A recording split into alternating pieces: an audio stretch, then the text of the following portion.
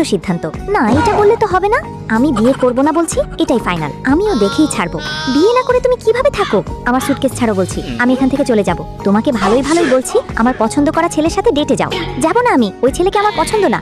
আউ, আর যাকে আমার পছন্দই না তার সাথে আমি কোনোভাবেই ডেটে যাব না। আমি চলে যাচ্ছি এই বাড়ি থেকে। একবারে পারলে একটাও দেখি, আরো কোথাও তোরা ধর ওকে। বাহ, আপনাদের মাসল তো খুব স্ট্রং।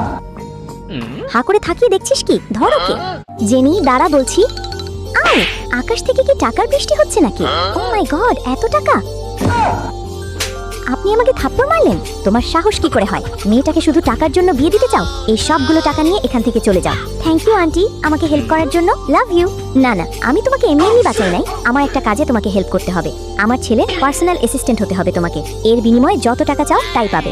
এটা আমার ছেলে, পেশায় একজন ডাক্তার সে। কিন্তু সমস্যা হচ্ছে ওর মেয়ে মানুষ পছন্দ না। তোমাকে তার সাথে থেকে মেয়েদের প্রতি ইন্টারেস্ট ফিরিয়ে আনতে হবে, যাতে করে বিয়ে করতে রাজি হয়। কি ভাবছিলে, পারবে না? জি আন্টি, আমি চেষ্টা করব। এক্সকিউজ মি, ওই হ্যালো, কানা নাকি দরজা খুলছে না কেন? আউ, হাই, আমি আপনার personal assistant. Good job, keep going. Get out from my room. অসম্ভব, আমি যেতে পারবো না। আজকে থেকে আপনার সবকিছুই আমি ঠিক করে দিব। হ্যালো সিকিউরিটি, আমার রুমে।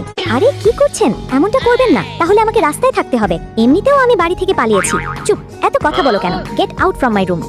Good morning. আপনার ব্রেকফাস্ট আমার রুমে আসলে কিভাবে? আগে খেয়ে নিন, পরে বলছি। আরে কোথায় যাচ্ছেন? ও, শাওয়ার নেবেন? আমি আপনাকে হেল্প করব। এগুলো দিয়ে মাসাজ করে দেই। আরে দরজা অফ করছেন কেন? ওই কি করছো? এই যে আপনার ফেভারিট ফ্রুটস নিয়ে এসেছি। ধরুন ধরুন, হেল্প তো করেন এখান থেকে উঠতে। টেবিলের নিচে কি করছিলে? নিচ দিয়ে না আসলে কি আপনার কাছাকাছি আসতে পারতাম? জেনি কোথায়? ওনাকে দেখলাম ফ্রুটস নিয়ে যেতে আপনার ছেলের জন্য। ও, আপনি মেয়েদেরকে ভয় পান কেন? আমরা বাঘ না ভাল্লুক?